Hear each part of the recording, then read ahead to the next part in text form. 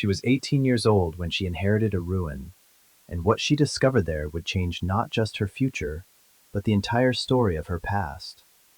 If you've ever felt like you were left with nothing, I need you to. This is a story about how the things we think are worthless can sometimes hold everything that matters. The day I aged out of the system felt like stepping off a cliff in slow motion. 18 years old. The number sounded heavy, important, like a cast iron gate clanging shut behind me. For the last 6 years, my life had been a series of beige rooms, scheduled meals, and the practiced, weary smiles of overworked case managers. Now, all I had was a single cardboard box containing 2 changes of clothes, a worn copy of a book my dad once read to me, a handful of faded photographs, and a debit card with $74 on it, a parting gift from the state of California. Freedom was supposed to feel light.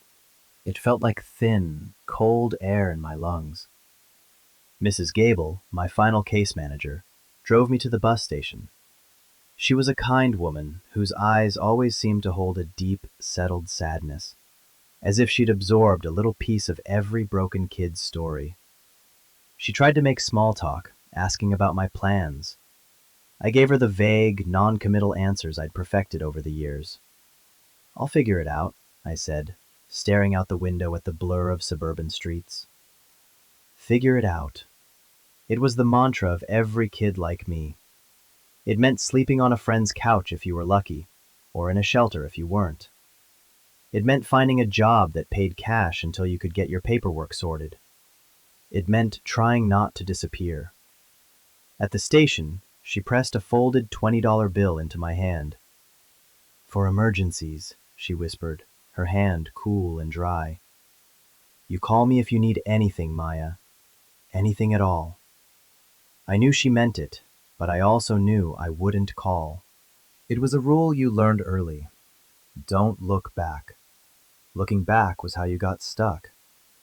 I nodded, mumbled my thanks, and watched her drive away, her sensible sedan disappearing into the shimmering heat of the afternoon. Then I was alone. Truly, utterly alone. The noise of the station, the hiss of bus brakes, the babble of 100 conversations, it all faded into a dull roar in my ears. The world was a vast, indifferent ocean, and I was in a rowboat with no oars. I had a week before my temporary housing voucher expired. A week to find a job, a room, a reason to exist. I spent the first 2 days in a daze, walking through the city, feeling like a ghost. The box felt heavier with each step. On the third day, a letter arrived at the temporary address I'd given Mrs. Gable. It was forwarded from the last group home. The envelope was thick and cream-colored, with the name of a law firm embossed in the corner. Finch, Abernathy, and Cole. My heart hammered against my ribs. Legal documents meant trouble. It was another rule. My hands shook as I tore it open. The letter was formal, concise. It was addressed to Ms. Maya Evans. It informed me that, as the sole remaining heir of Mr. Daniel Evans not previously accounted for, I was to come to their office to discuss the final dispensation of his estate. My father.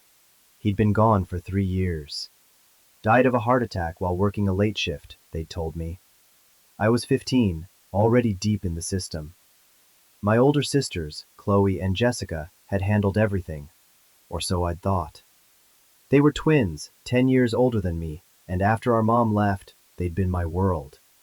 Then, when Dad started getting sick, when the money got tight, they'd started looking at me like I was a problem to be solved. The day the social worker came, they'd stood on the porch and watched me leave without a word. They never visited. They never called. After Dad died, their lawyer sent a letter to my caseworker saying the estate was insolvent.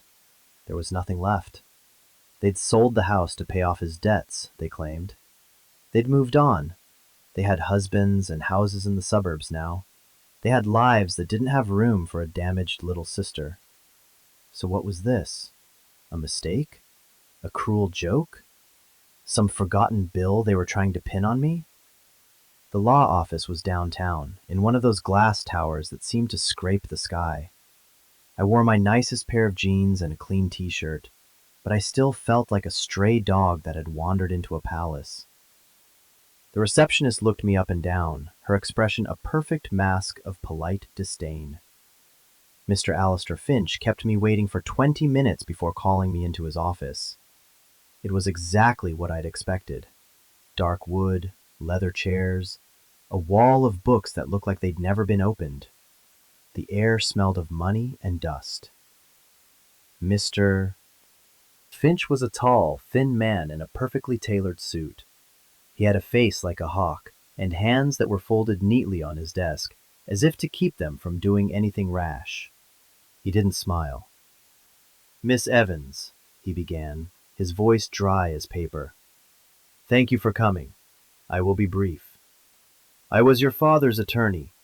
Upon his passing, your sisters, Chloe and Jessica, as co-executors, liquidated his primary assets, the family home, his vehicle, his savings, to satisfy outstanding medical debts and other liabilities. The estate was, as you were informed, largely depleted." I just nodded, my throat tight. This was it. He was going to hand me a bill for $1,000 for his time.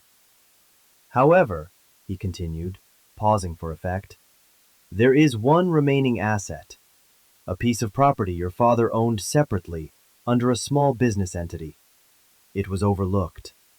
Your sisters were, shall we say, uninterested in it, as it carries no apparent market value, and they formally disclaimed it. As you are his only other child, it falls to you by default." He slid a large manila envelope across the polished desk. It landed with a soft, final thud. I picked it up. Inside was a deed, a set of property tax records showing several years of arrears, and a single, tarnished, brass key. "What is it?" I asked, my voice barely a whisper.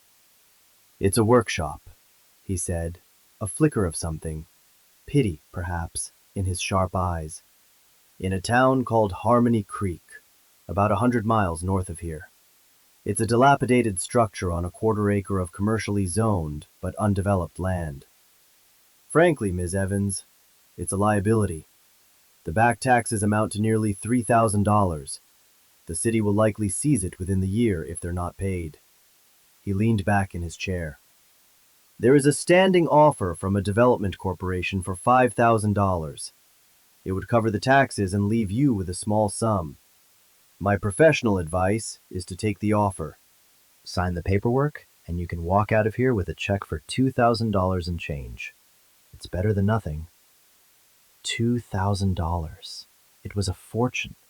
It was a security deposit on an apartment. It was a new life. It was the smart thing to do. My sisters had taken the house, the memories, everything that mattered, and left me with a forgotten, debt-ridden shack. And now they were gone, and a stranger was telling me to sell the last piece of my father for the price of a used car. Something inside me, a stubborn, foolish cinder that I thought had long gone cold, flickered. "I want to see it first," I said. Mr. Finch raised a skeptical eyebrow. "As you wish," he said, his tone making it clear he thought I was an idiot. "The deed is in your name now. The key is yours. The problem, Ms. Evans, is also yours." He stood up, a clear dismissal. The meeting was over. I walked out of that glass tower with the heavy envelope in my hands, the single key digging into my palm. The city noise felt different now. It wasn't just a roar. It was 1,000 voices telling me to be practical, to be smart, to take the money and run. But there was another voice, a much quieter one, a whisper from a part of me I thought was long dead. It was my father's voice. He loved that workshop. It was his sanctuary, the one place he was truly himself, surrounded by the smell of sawdust and varnish, his hands covered in grease and dreams. He used to take me there when I was little. He'd let me hold the tools, explaining what each one did. "Everything can be fixed, Maya," he'd say, sanding a piece of reclaimed wood. "You just have to be willing to do the work." My sisters hated it. They called it his dirty hobby. They said it was a waste of time and money. They were uninterested in it.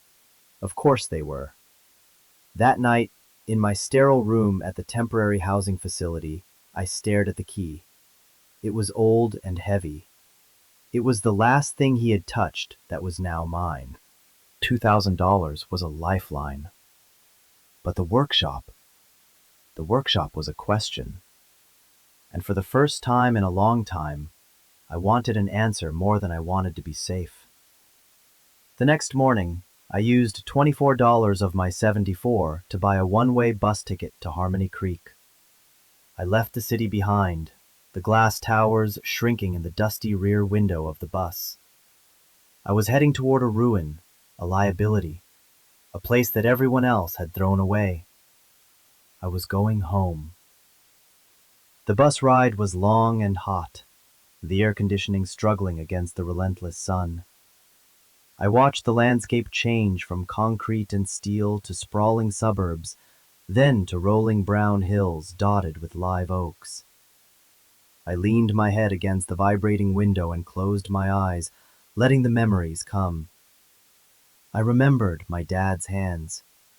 They were strong and calloused, with dirt permanently etched into the lines of his palms and a faint scar on his left thumb from a slipped chisel. He could build anything. He built my first bookshelf, a dollhouse with intricate working windows, a treehouse in the old oak in our backyard. He smelled of sawdust and coffee and the cheap soap he used to scrub the grease from under his nails. He was a quiet man, but his love was in the things he made. After my mom left, he seemed to shrink. The light in his eyes dimmed. He worked longer hours at the garage, coming home exhausted. But on the weekends, he'd retreat to his workshop, and sometimes, for a few hours, he'd be the old dad again. My sisters, Chloe and Jessica, were already teenagers then. They were beautiful and sharp-edged, and they moved through the world with a confidence I never had. They saw Dad's passion as an embarrassment. "Why can't you just be a normal dad?" Jessica would complain. "Brenda's dad is a dentist." They wanted things he couldn't give them: designer clothes, new cars, a life that looked good on the outside. When his health started to fail, their impatience grew into a quiet, simmering resentment. They started talking about his affairs not being in order, about how he was being irresponsible. I was just a kid. I didn't understand the words, but I understood the tone. It was the sound of circling vultures. The day they had him sign the papers that gave them power of attorney, they told him it was to help him manage things. He looked so tired that day. He just signed where they told him to. I see now that it was the beginning of the end. They took control of his money, his house, and in the end, his life. And they did it all with perfectly legal, perfectly reasonable smiles. The bus finally pulled into Harmony Creek. It wasn't so much a town as a suggestion of one. A single main street with a handful of storefronts, a dusty diner, a hardware store with a faded sign, a post office, and a bar. It was the kind of place people passed through on their way to somewhere else. A deep, profound quiet hung in the air, broken only by the chirping of crickets and the distant hum of the highway. I shouldered my box and walked. Mr. Finch had given me a map. The workshop was on the edge of town, down a gravel road that branched off from the main street.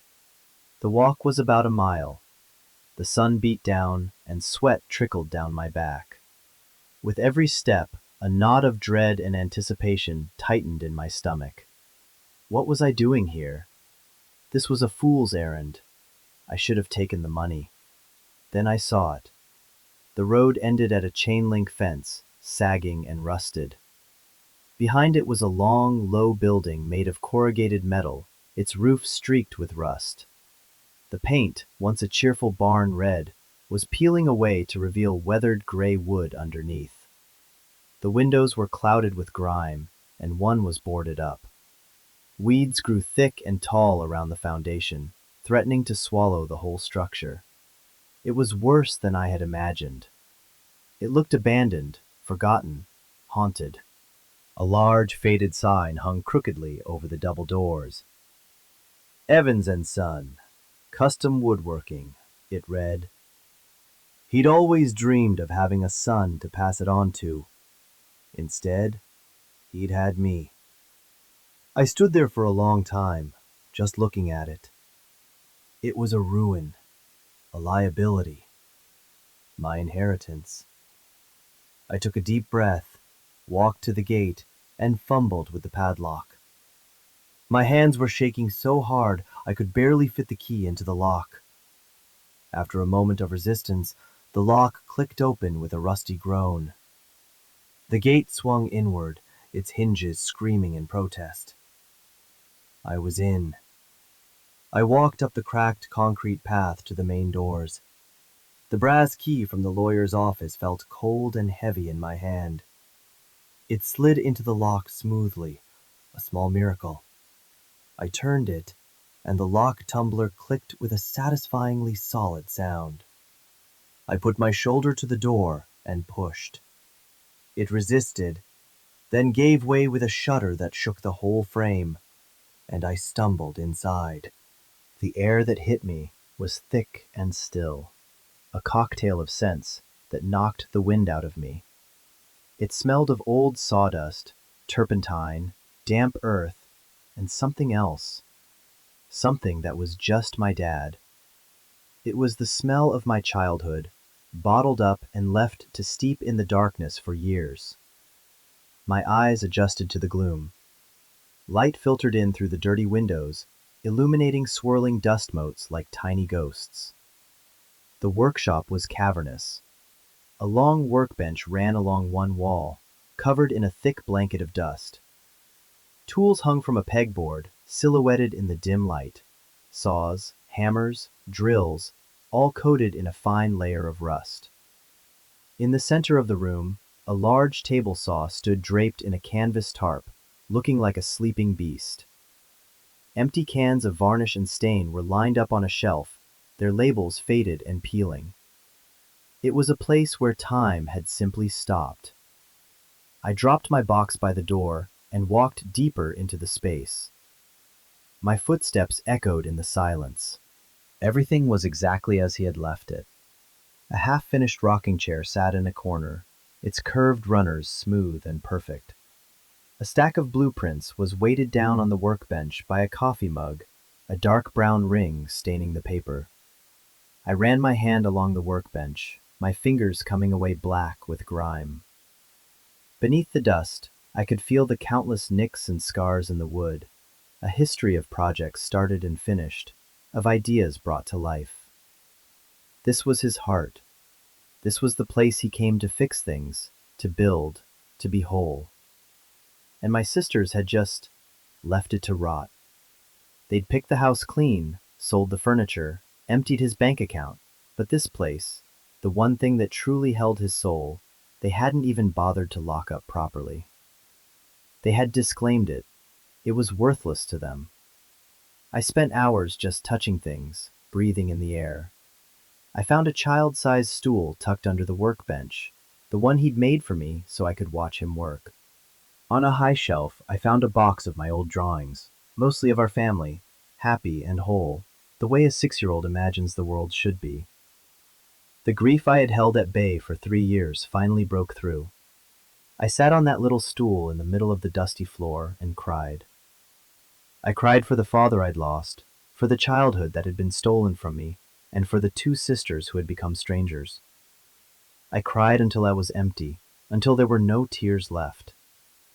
As the sun began to set, casting long, orange shadows through the grimy windows, a memory surfaced, sharp and clear.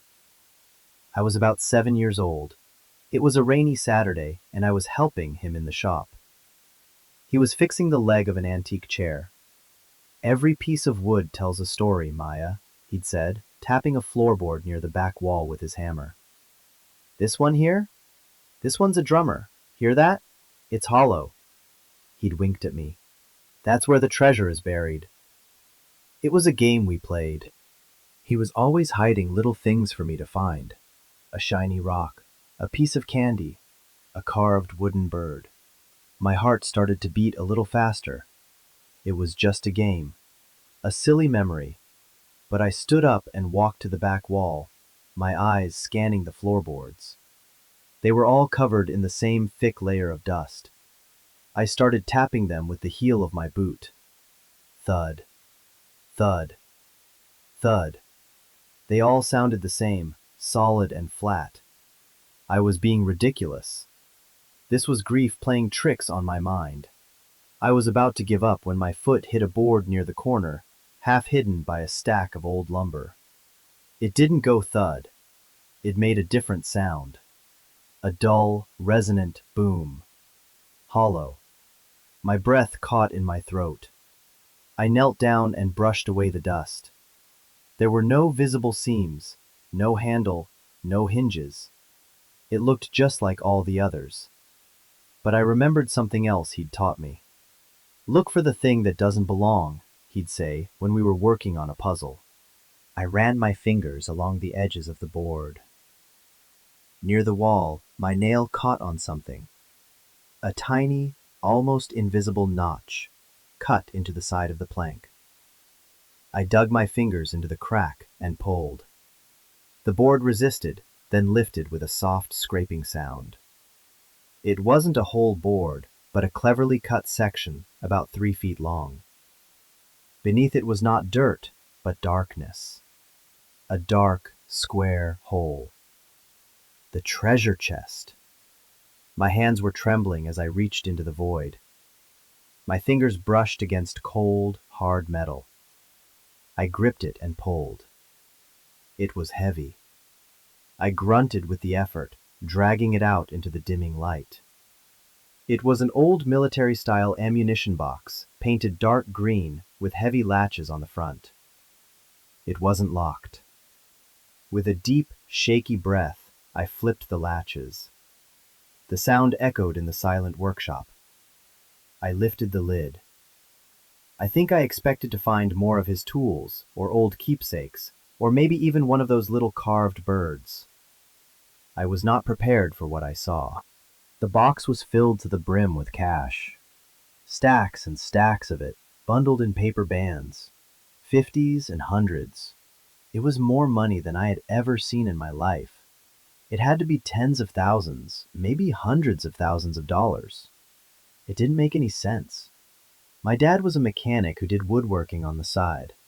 We were never poor, but we weren't rich. Where did this come from? Tucked on top of the money was a thick, heavy envelope with my name, Maya, written on it in his familiar, blocky handwriting. My fingers were numb as I lifted the envelope. It was unsealed. Inside, there were at least a dozen pages, front and back, covered in his script. I sat down on the dusty floor, the open box of money beside me, and began to read. "My dearest Maya," it began. "If you are reading this, it means a few things. First, it means I'm gone. I'm sorry for that. I'm so sorry I had to leave you. Second, it means you found this place, and you were smart enough to remember our little game. I always knew you were the smart one, the one who pays attention." I had to stop and take a breath, my vision blurring. His voice was right there, on the page. I could hear him saying the words. "I need you to understand some things. Things I was too sick and too scared to tell you. Things your sisters will never tell you. The money in this box, it's not illegal, but it's not exactly on the books either.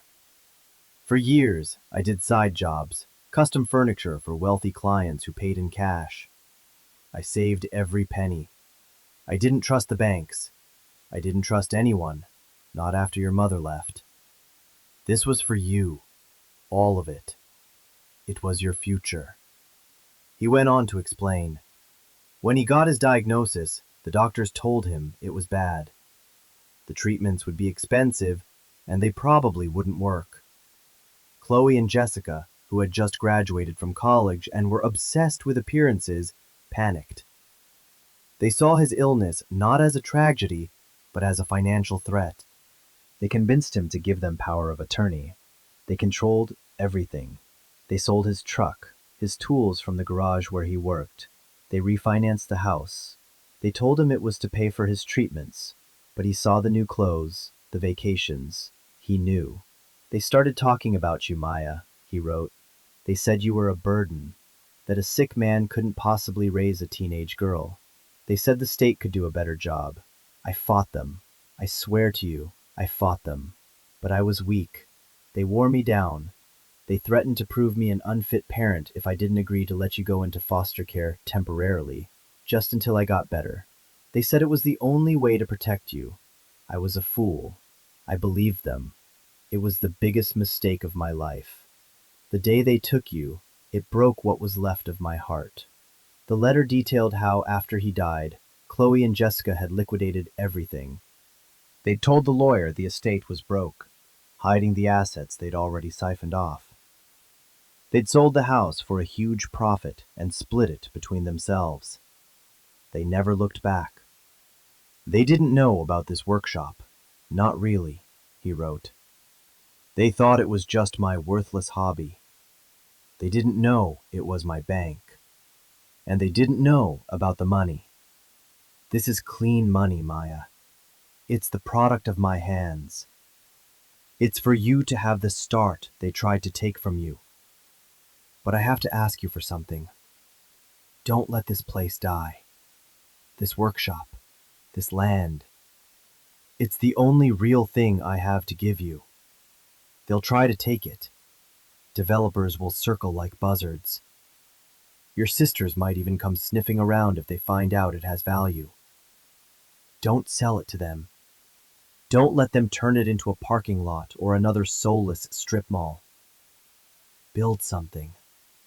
Build a life. Fix things. That's what we Evans do. We fix things. This is your chance. Don't let them win. All my love, Dad. I read the letter 3 times, my hands shaking so violently the paper rattled. The whole story of my life, the one I had been told, was a lie. I wasn't abandoned. I was stolen. My father hadn't given up on me. He had been tricked by his own daughters, my sisters. The betrayal was so vast, so complete, it felt like a physical blow. The money in the box suddenly felt like the heaviest thing in the world. It wasn't a windfall. It was a responsibility. It was proof. It was a weapon. And it was a legacy. I sat there in the dark, the smell of my father all around me, and I felt a rage so pure and cold it burned. For years, I had believed I was worthless, a piece of forgotten luggage left behind by a family that didn't want me. But my father had seen me. He had believed in me. He had left me not just a fortune, but a choice. I could take the money and disappear, build a new life far away from all this pain. Or I could stay.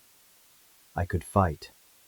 I could build something, right here on this piece of forgotten land. I could honor him. The next few days were a blur. I slept on a pile of old canvases in the back of the workshop, using my jacket as a pillow. The place was cold and damp at night, but I felt safer there than I had in years. I bought groceries from the little store in town, bread, peanut butter, apples, and drank water from an old spigot outside. I spent my days cleaning. I swept away years of dust and grime, wiped down the tools, and organized the workbench. With every bit of dirt I cleared away, I felt like I was clearing away the lies from my own mind. I found more of his plans, more of his half-finished projects. I found a detailed ledger in the ammunition box, documenting every cash job, every dollar earned and saved. It was meticulous. He had been planning this for years. He had been protecting me, even from the grave. This wasn't just a pile of cash. It was a record of his love, his work, his sacrifice. The weight of it all was crushing. Some moments, the grief would wash over me, and I'd have to sit down, my head in my hands, unable to breathe. Other moments, the anger would surge, and I'd want to drive to my sister's pristine suburban homes and burn them to the ground. Most of the time, I just felt numb, suspended between a past that had been a lie and a future that was a terrifying, gaping void. This story, the weight of this choice, it's a lot. And maybe you're listening to this and it's hitting something deep inside you. Maybe you've also had your story told for you by people who didn't have your best interests at heart. Maybe you've been made to feel small or worthless. If you've made it this far, it's because some part of this resonates. I want to build a community here for people like us. People who know what it's like to have to fight for your own truth. So if you haven't yet, please consider subscribing. It tells me that these stories matter and that we're not alone in these struggles. Let me completely change the way you saw your past. I read every one. Now, let's get back to the workshop, because the real fight was just about to begin. On the fourth day, my phone rang. It was a number I didn't recognize. I almost didn't answer, but something told me I should. It was Mr. Finch. "Ms. Evans," he said, his voice as crisp as ever. "I'm calling with good news. The developer, Omnicorp, has increased their offer for your property. They are now offering $20,000. It's an exceptionally generous offer for a parcel in that condition. They want to close quickly. I have the paperwork ready. All you need to do is come in and sign." $20,000. A week ago, that number would have been my salvation. It would have been a miracle. Now, it felt like an insult. They wanted to bulldoze my father's legacy for $20,000. "No," I said. The word came out stronger than I expected. There was a pause on the other end of the line. "I beg your pardon?" Mr. Finch asked, a note of disbelief in his voice. "I said no," I repeated, my grip tightening on the phone. "I'm not selling." "Ms. Evans," he said, his tone shifting from professional to patronizing. "Perhaps you don't understand the situation. The property is condemned. The back taxes are accumulating interest. This offer is more than fair. It is, to be blunt, your only viable option." "It's not my only option," I said, looking around the workshop.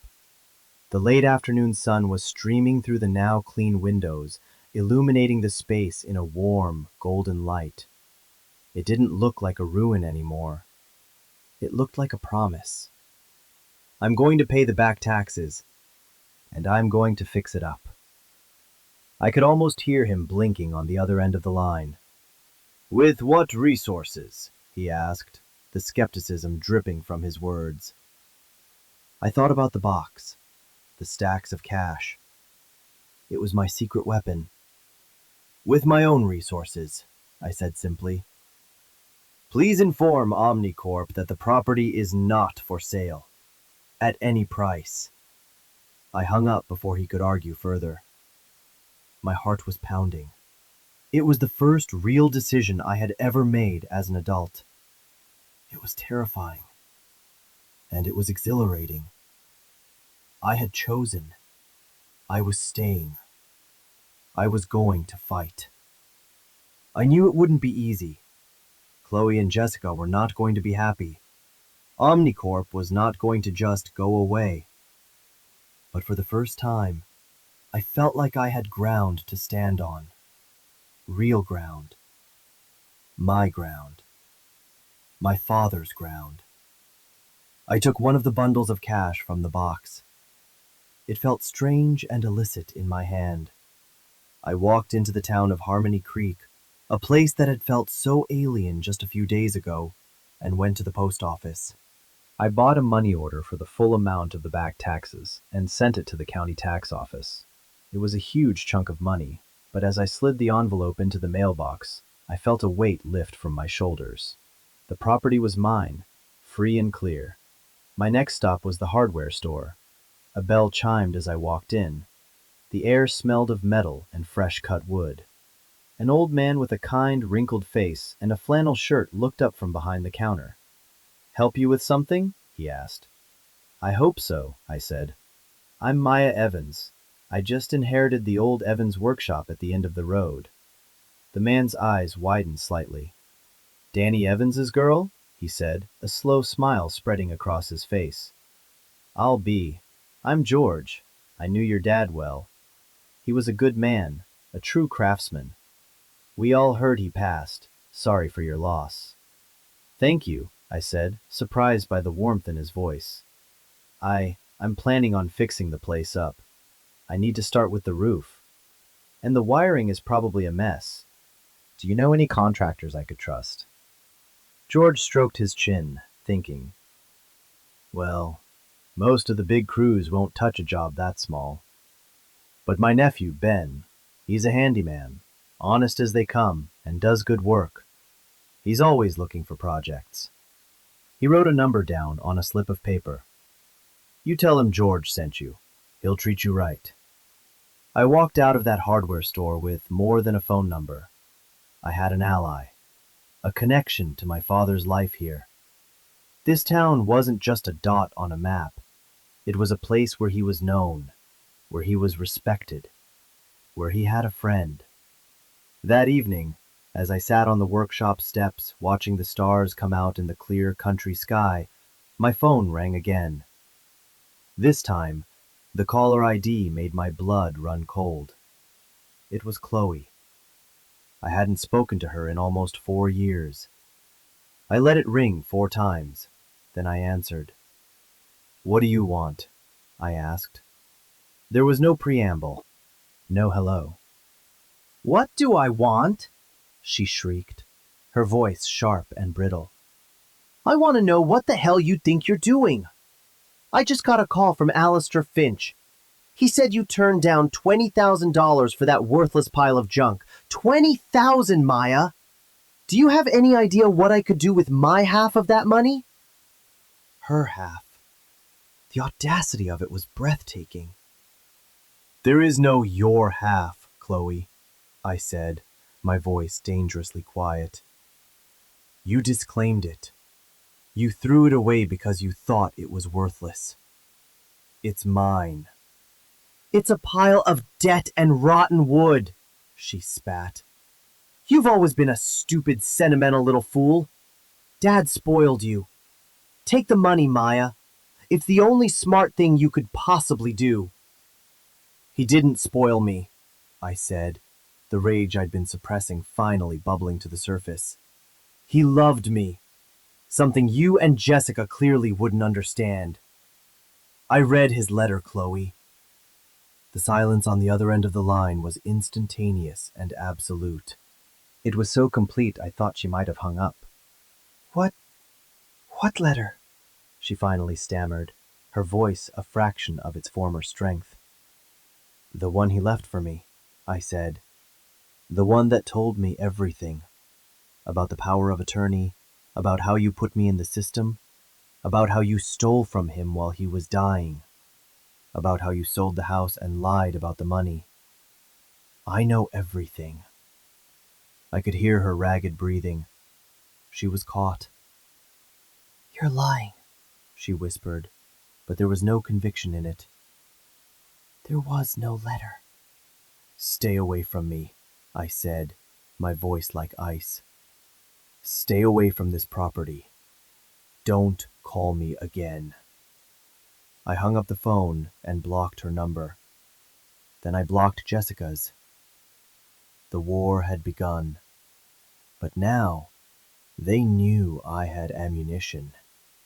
The next morning, Ben, George's nephew, showed up. He was a young guy, maybe a few years older than me, with kind eyes and sawdust in his hair. He walked through the workshop, his expression thoughtful. He didn't see a ruin. He saw the potential. Good bones, he said, knocking on a support beam. Your dad built this to last. The roof needs a complete overhaul, and we'll have to rewire the whole place to bring it up to code. It's a big job. Can you do it? I asked. Yeah, he said with a nod. I can do it. We spent the next hour talking through the plans. I told him I wanted to keep the character of the place, just make it safe and functional. I wanted to turn the small office in the back into a tiny apartment for me to live in. He drew up a rough estimate on a piece of scrap wood. It was a lot of money, but it was less than a quarter of what was in the box. I can pay in cash, I said. He looked at me, a question in his eyes, but he was professional enough not to ask it. All right then, he said, shaking my hand. Let's get to work. The weeks that followed were the hardest and best of my life. Ben and his small crew started on the roof, tearing off the old rusted metal and replacing it. The sounds of hammers and saws filled the air, the sounds of rebirth. I worked alongside them, hauling lumber, pulling nails, learning as I went. My hands, once soft and pale, became calloused and strong, just like my father's. I felt a deep, satisfying ache in my muscles at the end of each day. I was building something. I was fixing things. In the evenings, I would sit at my dad's old workbench and read more of his letters. They weren't all about the betrayal. Some were just him talking to me, telling me stories about his own father, my grandfather, who was a carpenter. He wrote about the philosophy of woodworking, about how you had to respect the material, how you had to have patience. Wood never lies, Maya, he wrote. If you try to force it, it will split. You have to work with it. Listen to what it wants to be. I was beginning to understand he wasn't just talking about wood. As the workshop slowly transformed, so did I. The shell of the numb, scared girl who had stepped off that bus began to crack and fall away. I started talking to people in town. George, at the hardware store, always had a cup of coffee and a story about my dad for me. The woman who ran the diner started saving me a slice of apple pie at the end of the day. They didn't ask about my past. They just saw a young woman working hard, bringing an old place back to life, and they accepted me. I was no longer just Danny Evans's girl. I was Maya. I was home. One afternoon, a sleek, black car I didn't recognize pulled up. A man in an expensive suit got out. It wasn't Mr. Finch. This man was younger, with a shark's smile. He was from Omnicorp. He told me their offer was now $50,000. Then 75. Every building has a price, Ms. Evans, he said, looking at the new roof with an appraising eye. Not this one, I told him. He just smiled, handed me his card, and said, The offer stands. We're patient. He was a reminder that the world outside this small town was still circling. But I wasn't afraid anymore. Finally, the day came when the main work was done. The new roof gleamed in the sun. The electrical was safe and modern, and my little apartment in the back was finished. It was small, just a room with a kitchenette and a tiny bathroom, but it was mine. The first night I spent in my own bed, in my own home, I didn't sleep. I just lay there, listening to the sound of the crickets outside, feeling the solidness of the floor beneath me. I had done it. I had taken the worst thing that had ever happened to me, and I had built a home out of it. I hadn't just fixed the workshop. I had fixed myself. The money was a tool, nothing more. The real inheritance wasn't the cash in the box. It was the chance to reclaim my own story. It was the strength I found in my father's words and in the work of my own hands. My sisters had tried to leave me with nothing but a ruin, a symbol of my worthlessness in their eyes. But my father, he knew better. He knew that a foundation, however broken, is a place to start again. He had left me the most valuable thing in the world, a second chance. I still have a lot of the money left. I'm taking a business class at the local community college. I'm learning how to run the workshop, how to take on my own clients. I'm starting small, refinishing old furniture for people in town, just like he did. I use his tools. I can still feel his hands on them sometimes. I think he would be proud. I haven't heard from Chloe or Jessica again, and I hope I never do. They exist in a world of glass houses and paper money, a world I no longer want any part of. My world is made of wood and steel, of hard work and honesty. It's a world built on a solid foundation.